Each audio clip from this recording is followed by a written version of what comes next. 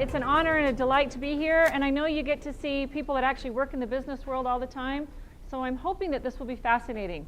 I'll tell you, it would have been a lot more fascinating had you had your assessment in front of you. So given that note, how many of you actually completed the assessment that are in the room? Show of hands, please. Oh, good. All right. So it is being emailed to you electronically as we speak, and I know Sarah mentioned that, but please feel free to pull that up as we go along.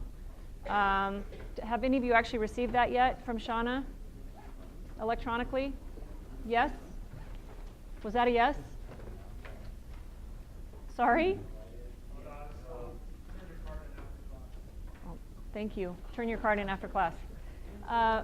So how many of you would still like to take the assessment?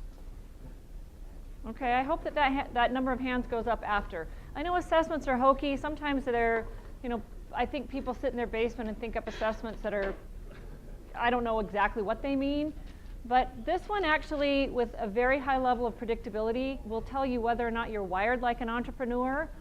It won't exactly when you read it in the assessment, but with our interpretation today, it will. Okay, it's EEOC compliant. What does that mean in English? Anyone? What's that? If it's EEOC compliant. Any guesses?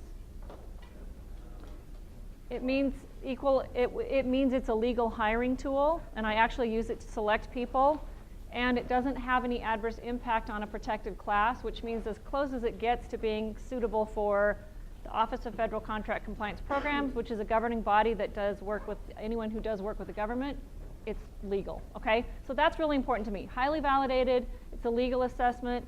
I think the social proof behind that is they put a lot of research and theory into it. But before we get going on that, we've got 50 minutes approximately. I am a consultant. I currently work in 3 consulting businesses. I have my own, I have a business partner, and I do work for a private equity. What questions do you have around consulting before we jump in? Because if you didn't take the assessment or have no interest, you'll be completely bored today if we don't talk about other things. Questions? Yes? Hand? Thank you. I'm looking the other way. Your consulting, is it purely, what's the word? Is it purely opinionated or is it mathematical? That's a very good question. Okay, so I call the kind of consulting work that I do human capital consulting, and I don't like that term because it sounds like I'm selling babies in Africa or something like that. But really, the kind of consulting work I do is everything that measures people versus numbers, okay? And people are squishy. So to your point, my business partner wrote an algorithm that actually identifies job fit related to a job benchmark on a scale of 1 to 10 with very high level of predictability and success based on that. And we use this assessment as part of that. So there are other things that we can measure. We can do an audit, and it's still somewhat subjective because it's an interview or a survey, but we can measure where we are, we can put things in place, and then we can measure where we've gone. Does that make sense? How do we move the needle in business with people? Anyone know? How do we move the profitability needle in business with people? That's one way, yes. Sales, typically in a for-profit business, salespeople generate dollars. So if we can hire the right salespeople, we have the opportunity to move the needle more quickly. The other thing is job fit. So for most organizations, about 70% of expense is payroll. What is the return on investment for that 70% that you pay? So if we have the right people in the right seats, clear expectations and accountabilities being held accountable to that, move them in or move them out, or move them up or move them out, there's something to be said about that. Okay, other hands? Yes? I used to work for Radio Shack, and we got a huge problem. And we did that screening for everyone, the personality test and that kind of thing, to figure out who the best salesman before we hired them. We found that it was only like in the 70 percentiles where those were the best salesmen. People that were scoring really, really well on it weren't even the best salesmen. Are you finding that in your consulting that they're not really that great? It's a great question, okay? And we'll talk, some of the things that predict success in entrepreneurs are similar in salespeople. So it depends on what kind of an assessment they were using, and there are different types of assessment. There's a criterion, there's a context, and a construct. So like someone doing construction, they want to see physical labor if they can do the job. This one is how you think and how we deductively think through things. If they didn't do a benchmark, so a benchmark consists of a number of subject matter experts that know the job, and they say on a scale of 1 to 10, how important is this to the job? We generate the benchmark, and then we measure the sales candidates to that benchmark, but it's specific to each company. So it depends on what kind of a system, and we've been able, with my partner's algorithm, with a very high level of predictability, to match that. So different types of salespeople too. Outside sales would be like the hunter, or bless you, hunter stalker, I sometimes call them, the ones that just want to go out and get the sale and then move on. Or you have the account penetrator, or the farmer, that wants to take what somebody else already opened up and develop the business. So everything is a little different. It's a great question. Hopefully that answered your question. So with the tool that you developed, do you prefer, or do you recommend that people interview them alongside using the tools, or how do you recommend that go? Yes, that's a great question. So quick, I did not develop the tool. I wish I could say I were that brilliant, but I'm not.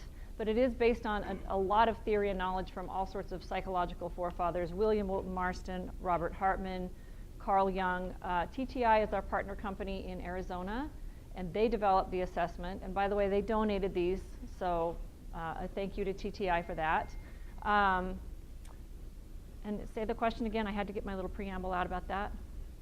Do you recommend doing interviews Yes, alongside okay. using the tool? So there are two ways to do it. You could either identify a large group of candidates and then drill down to the top 5 or 10, but we also have a mechanism to have a point of entry as taking the assessment first and seeing how well it matches the benchmark. So you can do it either way.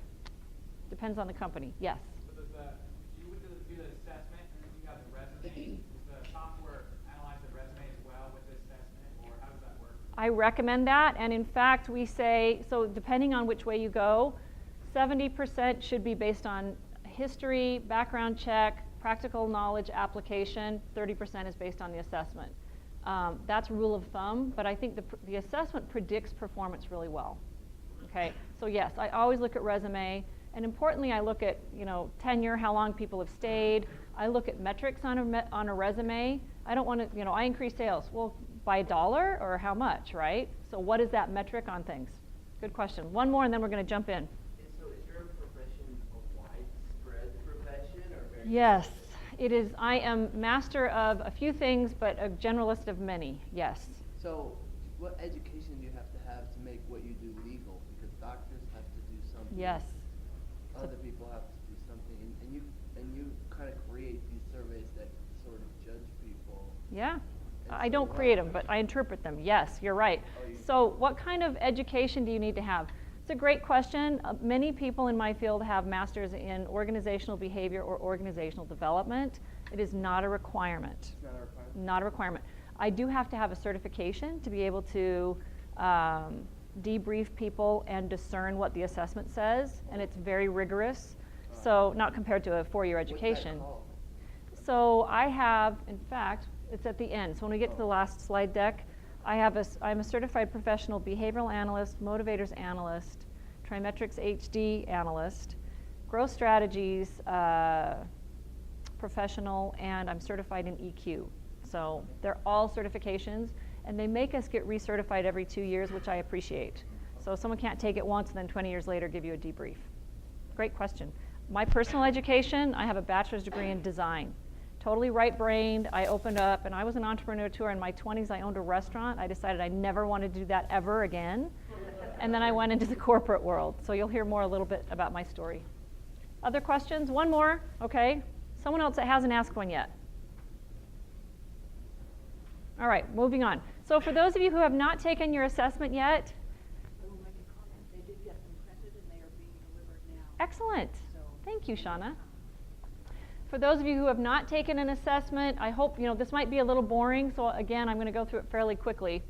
So I love this quote from Peter Drucker, and the model that I operate from in the world of, human capital or organizational development is that an individual, and I do a lot of work with leaders, they have to know themselves first. We have to understand our own unique wiring, how, what our strengths are. I call them speed bumps or watch outs, what our areas are that might get us in trouble potentially.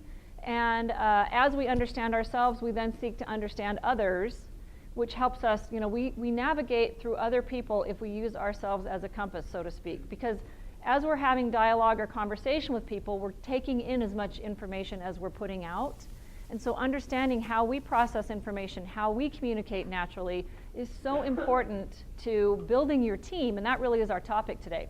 Understanding your strengths, understanding what you need in a team if you are creating a business, and how to leverage those strengths between yourself and your team, okay? All right, so what we measure, and again, TTI is our partner company. This is their model. We have measured behavior in this assessment, which is how you do what you do. If I were to interview you for a job, it is what is most transparent. It's what I would see in an interview, okay? We also measure why, and most assessments do not measure why. So the how is 20%, the why is 80%.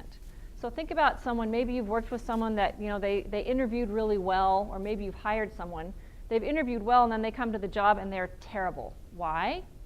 Because they interview well, but they might have motivators that don't match up with what is required for that particular job. So we can measure these other factors, skills, we can measure emotional intelligence, but for your purposes today, we only measured behaviors or how, and motivators or why. There are factors in each one of them, and again, we're going to drill into this a little bit more.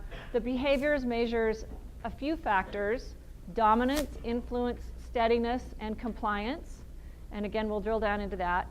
There are 6 motivators that we measure. Certainly, I think we have more than 6, but these are pretty predictable in telling us why someone does what they do. So the first one is, I have to look, theoretical, desire to learn, seek knowledge and information. Utilitarian, exactly what it sounds like. Return on investment, what do I get for time, money, or resources that I put forth? It relates to you making money for yourself and potentially for your business or an organization that you work for. Aesthetic means living life to the fullest. It could be creativity. It can be a few different things. Social, not chatty. Social like social cause, being helpful to others or making a difference in the world. Individualistic, exactly what it sounds like. And I would call it textbook, the desire to control the destiny of oneself or others. So in sales, we look for utilitarian, which is a desire to make money, and individualistic, the desire to go out and make that happen, controlling my destiny to make that happen. And then traditional is living life according to a set belief system, and that's typically faith-based, but not always. There's a black and white system in which an individual operates from. Okay, so really important, this is not a test. You get tested enough in school, right? What happens when you take a test? You get a grade, right? And sometimes if you don't do well on that test, what happens?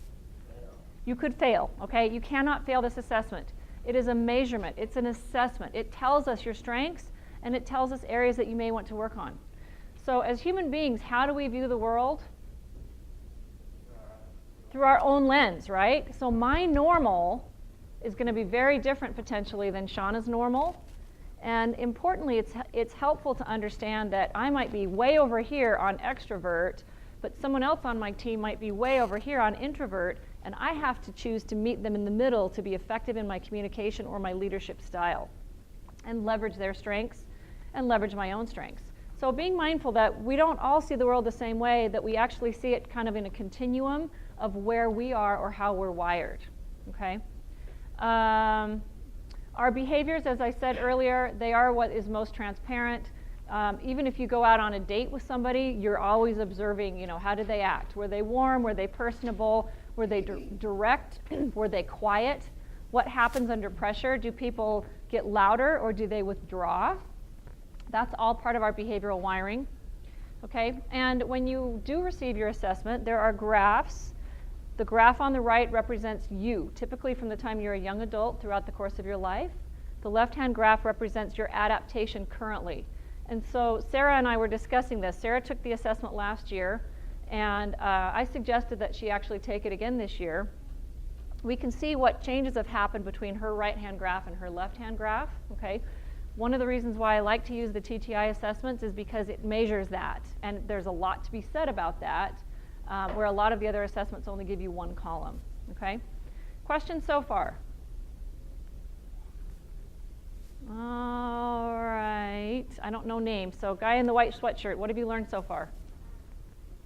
That the business is very closely related to organizational behavior, so how people work, knowing firsthand before you hire somebody, before you work somebody, being able to correctly judge them in order to move forward. Let's give him a hand. That was very good. Thank you. Nothing like being called on the spot and just being, that was perfect. Thank you. So if somebody matches what you're looking for the first time you take it, but people can change course through the course of working at a business.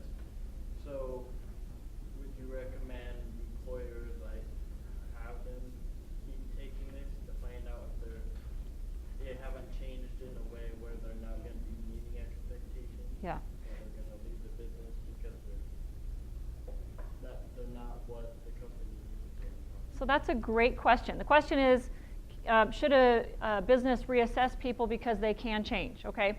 So you're right, people do change, but according to our research, our behavioral style typically does not change. Okay. Our motivators might change, or the why.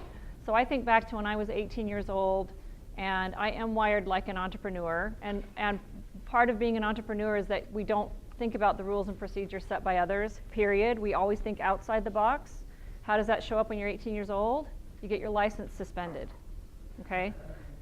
Would I have different motivators at 18 than I do now? Yes, but were my behaviors, they were similar, how I manifest them is different. Does that make sense?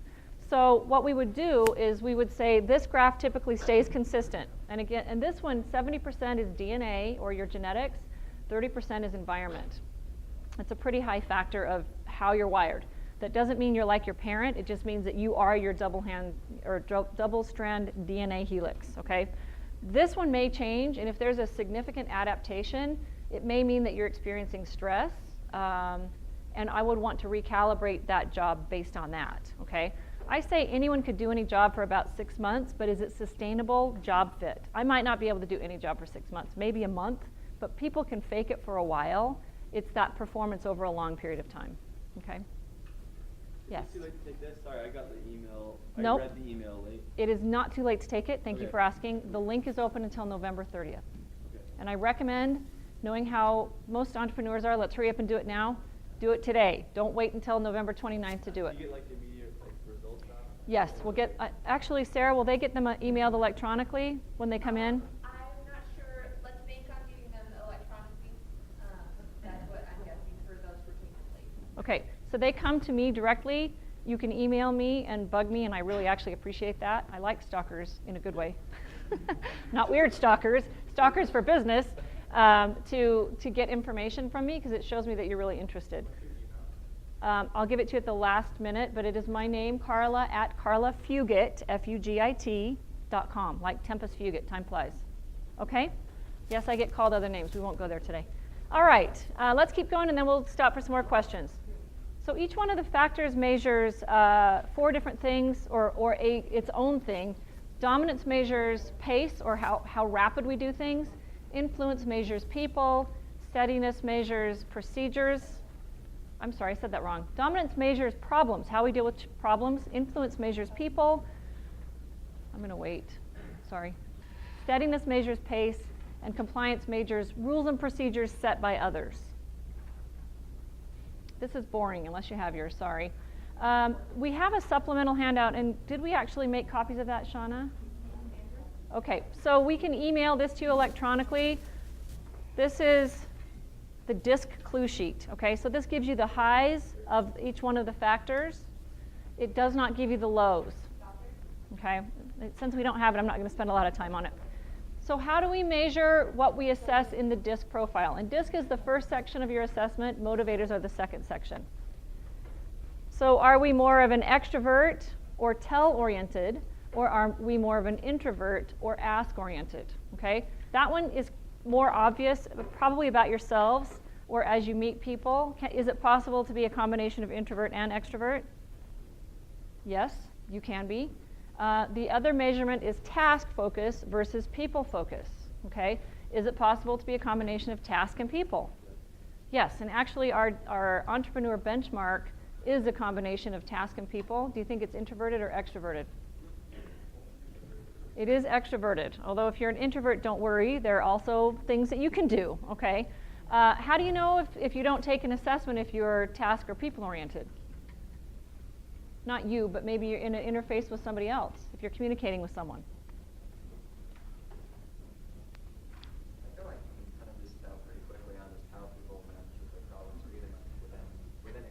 Good. Okay, good. So within a group. So in a group, you might ask a question, right? So if you ask a question, you are able to find out a response whether someone's more people or task-oriented. So let's ask, what did you do last weekend? Guy in the gray sweater. Party. That is a people-oriented response. Party means I went out with people, I had fun, okay? Let's ask you. What did I do last weekend? I went up to my cabin with some friends. Okay, so we heard the first part of the answer. I went up to my cabin with some friends.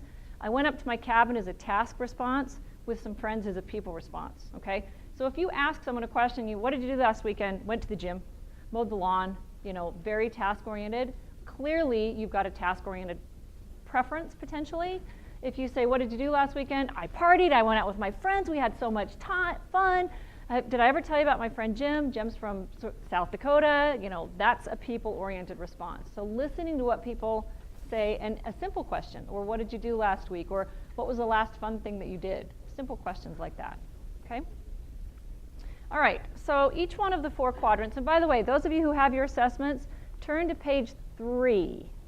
I think we've got graphs on them. I've got to look. Sorry, I'm going to have to peek over your shoulder. Yes, bottom right-hand graph. Okay, so this will be very helpful for those of you, and again, thank you for taking the time to do that, those of you who have. So there are, yes? I took it on like Thursday or Friday, but still haven't gotten an email or anything. All I got was the last day was like, somebody will contact you within 48 hours. I take the LinkedIn for it too. So could there be a different assessment? Because the one that we have doesn't say someone will contact you within 48 hours.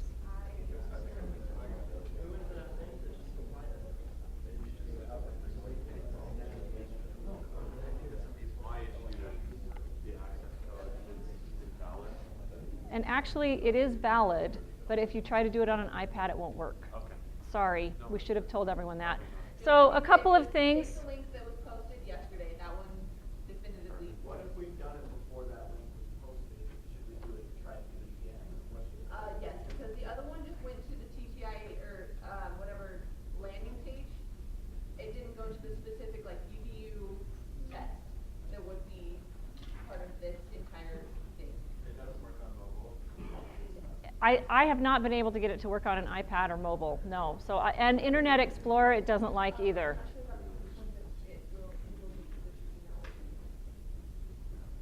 We should fix that so it works on an iPad in today's day and age. So that's a TTI function, I'm sorry.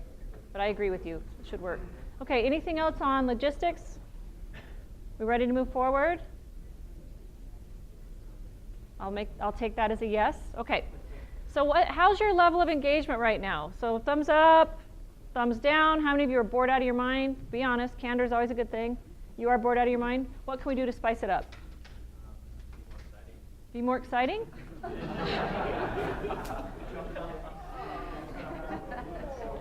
I had all sorts of old foods business bartender jokes in my head that I didn't say out loud. So I did just exercise self-regulation.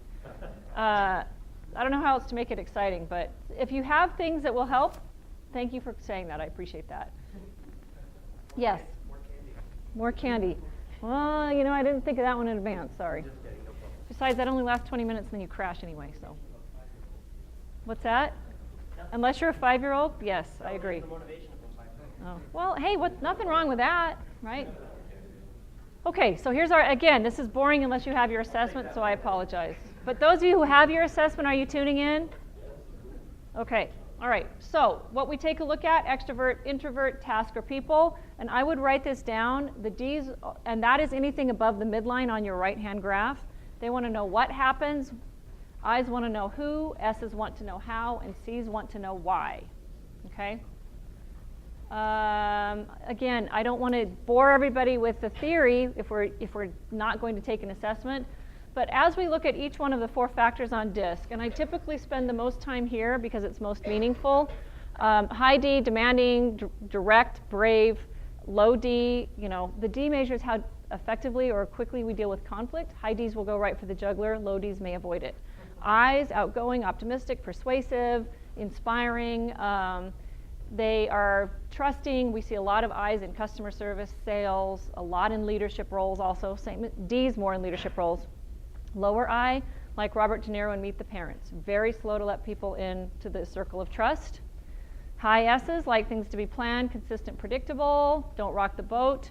Low S's are the change agents. Where do you think the entrepreneur profile falls on the D? High D or low D? High D, very good. Where do you think it falls on the I? High I. Where do you think it is on the S? Low S, okay. And C on the high side is like Spock. Cross T's, dot I's, analytical, logical, skeptical to some degree. Low C's break the rules. Where's the entrepreneur profile? Low C, yes. If someone's on the low of that, I mean, completely on the low of that, are they a lost cause? Nope, because I'm that person. On a scale of 100, I'm 6. What it means is that I don't have great attention to detail, so I need to have someone on my team that can slow me down sometimes, but yet I'm willing to take risks, and I am willing to drive over the double yellow line on purpose. So no, not a lost cause. There are other factors that kind of pull that up. So if we look at motivators, high theoretical in combination with a low C can kind of pull that up.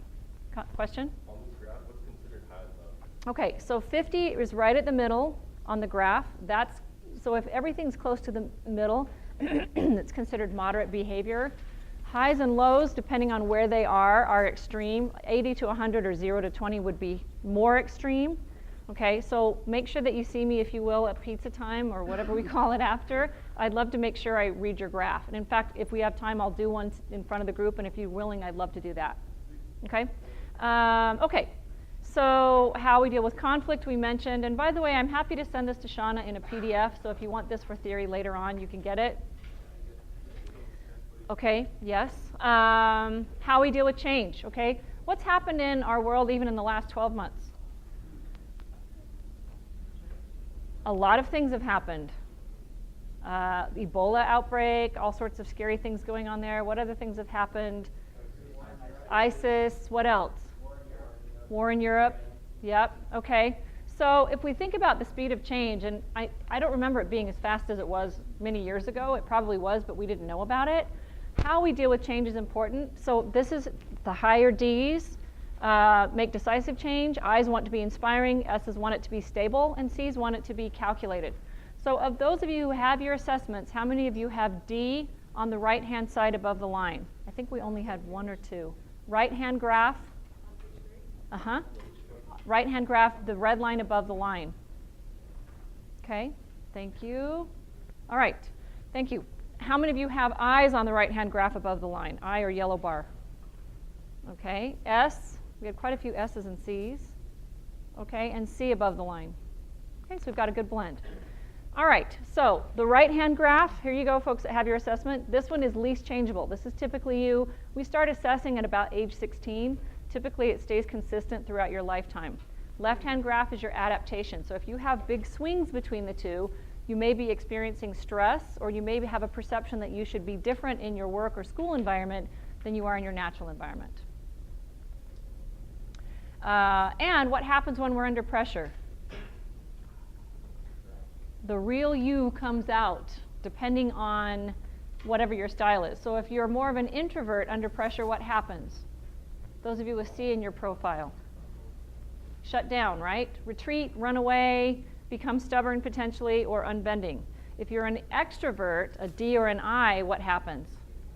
We get mad. That's exactly right. We get mad, sometimes visibly frustrated, but how quickly do we get over it? Pretty quick, right? Now a S or a C or a blue or a green would take a while, but I jokingly say the high Ds, they can go, you're a jerk. Hey, where do you want to go to lunch? Because it's that quick, they're over it, and you're friends again, right? You're really not a jerk. Okay, I'm going to skip these slides because it's way too much theory for what we're doing today. But let's take a look at our wheel. So all of you who have your assessment, I don't know what page it's on, but you do have a wheel for your own graph, and they're different per assessment. Keep going, it's towards the back of motor. Yes, exactly. What page are you on? 23 for, and what's your name? Court. Quartz is on 23. It could be 21. It could be 24. Okay, 24 for you. Does everyone have your wheel? All right, so just like we shared, this is a different visual example of the graphs. Right-hand side of the wheel, extrovert or tell. Left-hand side of the wheel, introvert or ask.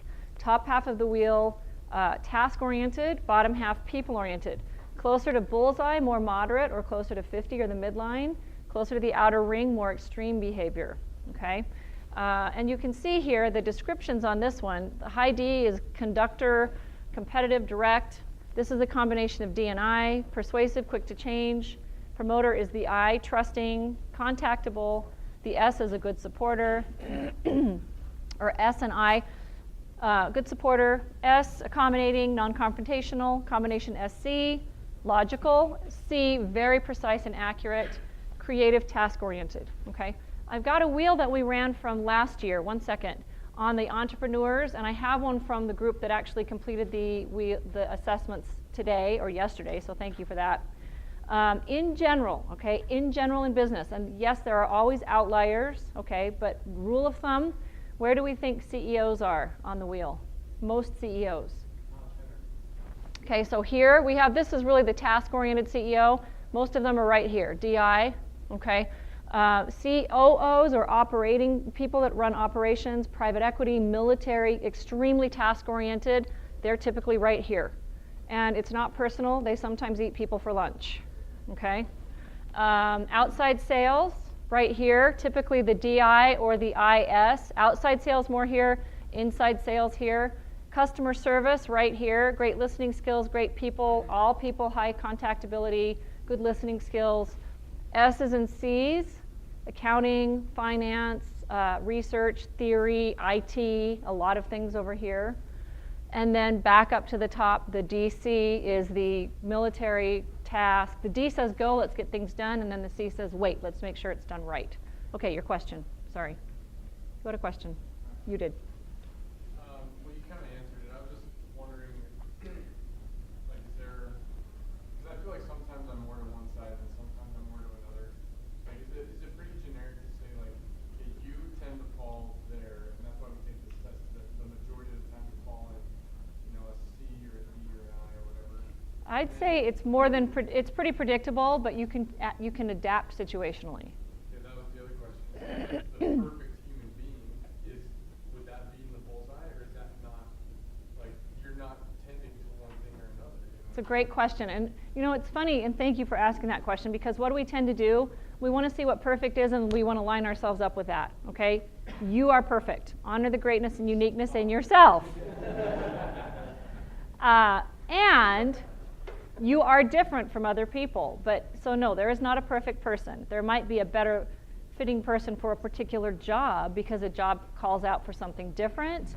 But if you're right in the middle, you're so even keel that people don't really know what your nuances are. And so actually, that's probably less perfect. I like to see the highs and the lows because it gives us a little bit more understanding of those factors.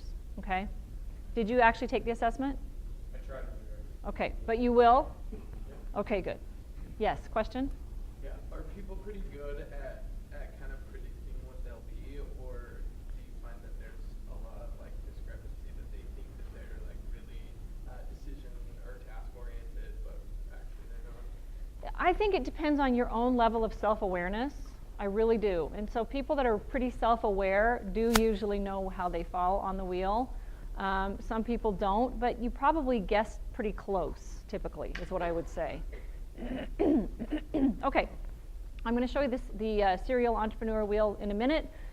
Any questions on behaviors? I'm ready to start talking about motivators. Questions on behaviors? All right, so the motivators are why, and I already went through these briefly. So they are a way of judging, they are a way of valuing, they are a way of looking at the world. I like to use this metaphor of the duck. You know, we see ducks on the water and they're gliding along, but when we look underneath the water, what's happening? Yeah, we've got torque going on with their feet going in the water. And it's the same metaphor here. The behaviors are the how. This is what's steering us as human beings. But the torque, or what makes us go, is our why. Okay, another metaphor we could use is a car metaphor. So the behaviors or disc is the outside of the car, the color, the model, even the leather interior or whatever it is. But when we open the hood and we look under it, this is the engine. So depending on what the job is it a V6, is it a V12, is it a 2-cylinder? And we can actually see that, okay? All right, so again, this is boring. I'm not going to go there. So if we take a look at the graphs, okay, and those of you who have your profiles, turn towards the back. This is probably 4 or 5 pages from the very back. This will tell you the why.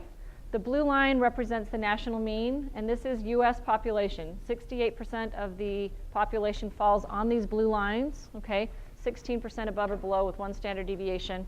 And we look at how they go in order from 1, 2, 3, maybe 4, depending where they are, and the height of the bar. So again, theoretical, desire to learn.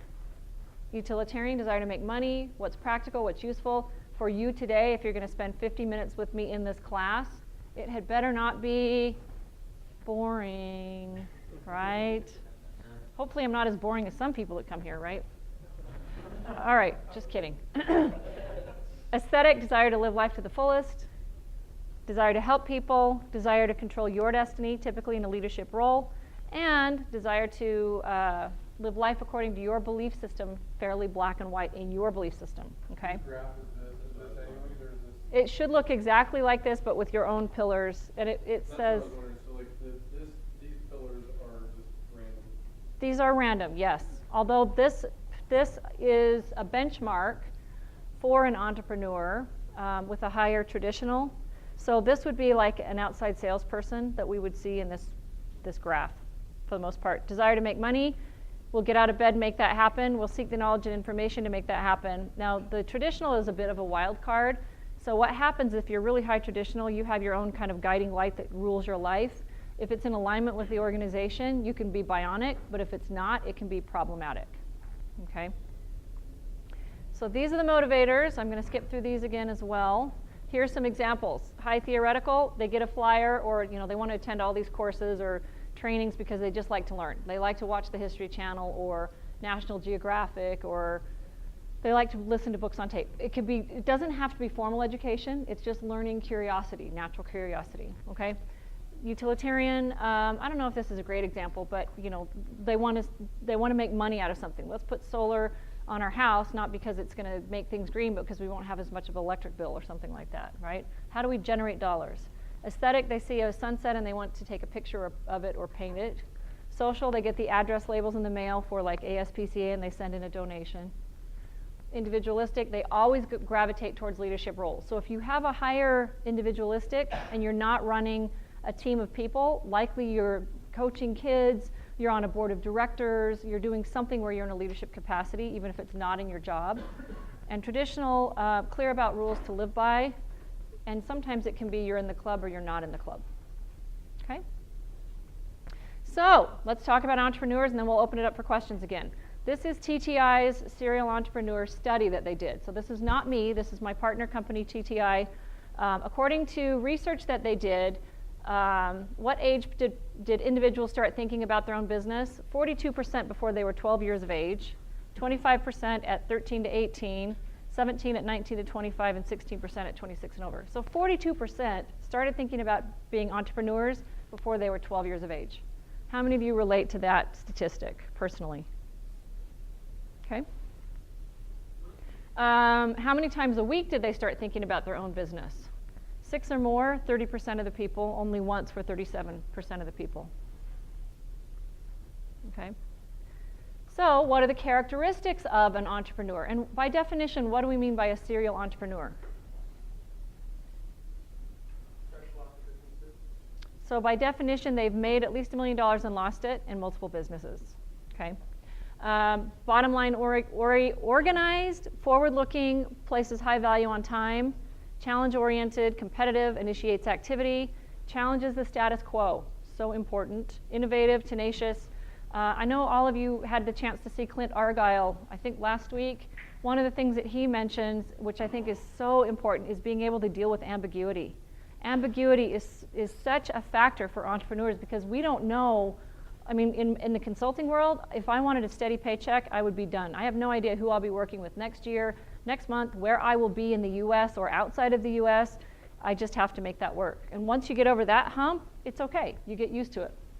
Creative problem solver, motivating others towards goals, great sense of humor, negotiating conflict, being articulate, independent, change agent, breaking the rules. That's right, breaking the rules, and being optimistic and enthusiastic. Okay? So what are our factors? High D, very competitive. high trust is high I, quick to change is low S, and rule breaker is low C. So this is what an entrepreneur looks like. Doesn't have to be quite that extreme, but high D, high I, low S, low C, and you can see the adaptation in the left-hand graph. Okay. This is the scatter plot from the entrepreneur study that TTI did. The wheel will only take up to 100 names, but you can see that we've got a bucket over here. So in the conductor and persuader area, we have a large number of people here, but we still have some other folks in the other categories, okay? So how does that work typically? This person may be the brains, this group may be the financial capital, or they may be testing theories and ideas. And every smart entrepreneur business, you have to have all of those bases covered, okay? So they might be an entrepreneur, but they may not be the one taking the risk. This is your group, and it's a little bit tricky to see, but we've got one person here, we've got 2 or 3 people here, we've got about 3 people here, we've got 4, I think, here. No, I'm sorry, we have 2 here, and 1 here. So actually, we've got a pretty well-rounded wheel. We actually have more in this category in this group so far compared to the TTI study. Questions or comments on the wheel? Any surprises? Go ahead.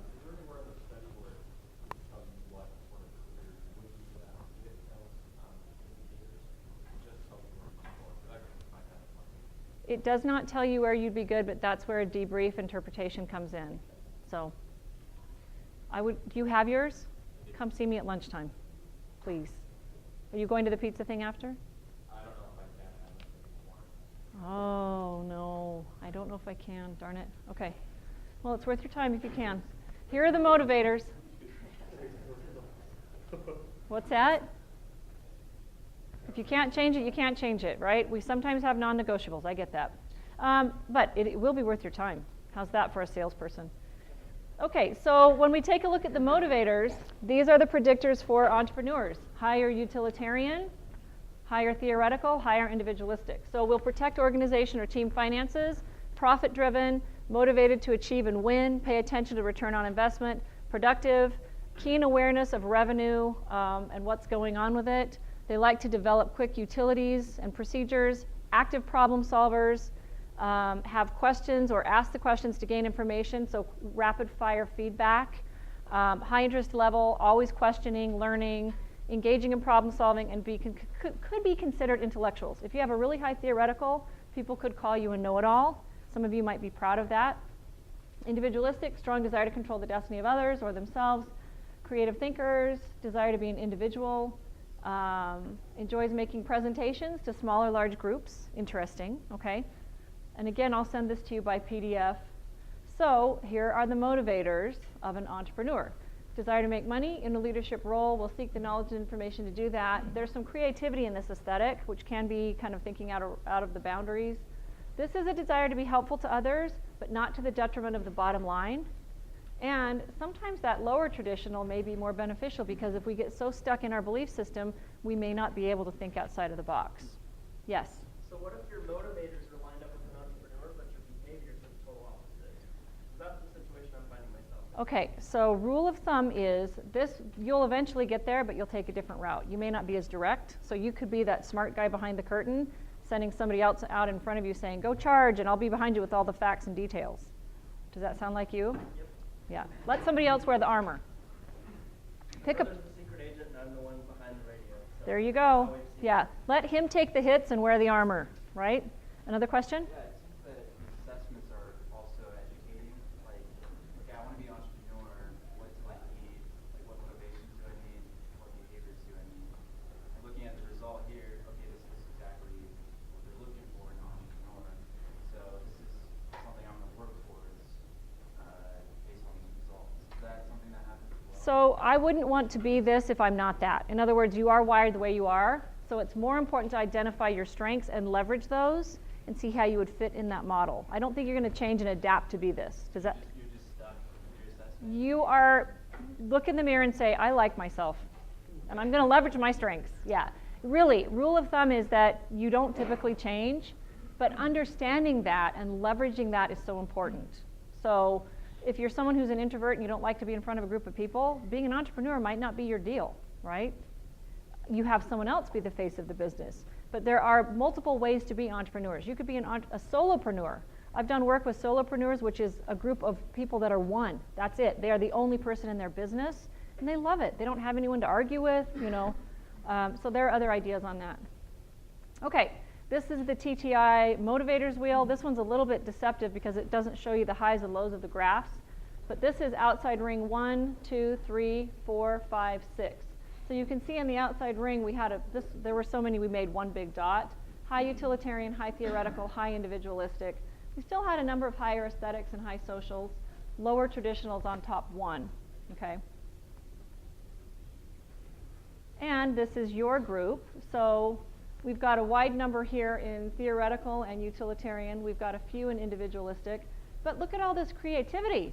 So that's the interesting thing. If you think about those of you who have the higher aesthetic, why do you want to be an entrepreneur? Because I don't want someone in a corner office telling me what to do. Because I want to be able to use my creativity and I want to be innovative, okay? There's a lot to be said about that, but yet it does take some of this sometimes to give you the kick in the rear end to get out and go do it, okay?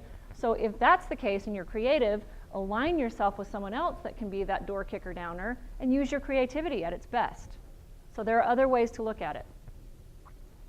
All right, that's it. I ran through it very quickly. What questions? Yes? So for this assessment, I've seen a lot of the other ones, like they're like word problems or like doing all these different math problems or No math. assessment. Yeah, right. So what's the difference between those two kind of assessments? Okay. Like a thinking one? Yes. So I don't know if you were here when we started. There are 3 kinds of assessments, and actually my partner Chris and I went to a labor attorney, my business partner Chris, and got feedback on this assessment to make sure that it didn't have any adverse impact, which is when TTI came out with the adverse impact. So criterion, construct, or context, okay? They're all different. It's like if you get a job at Cheesecake Factory, they ask you to do simple math problems. This is more your way of thinking to understand how you're wired. So when you take the assessment, I am most this, I am least this. The reason why you have 1 through 4 is because it actually gives you 2 assessments in the same time for validity purposes. And the same thing, you'll see repeated questions. So I call it, actually my business partner Chris calls it the 5th story bathroom window to your brain. If we walked up to the front door of you as a person and said, hey, what do you think about this? You could hide or hedge your answers. But if we go in the side door and we ask the question, you don't know what we're asking, which gives us better validity and output for the assessment. Okay, does that answer your question?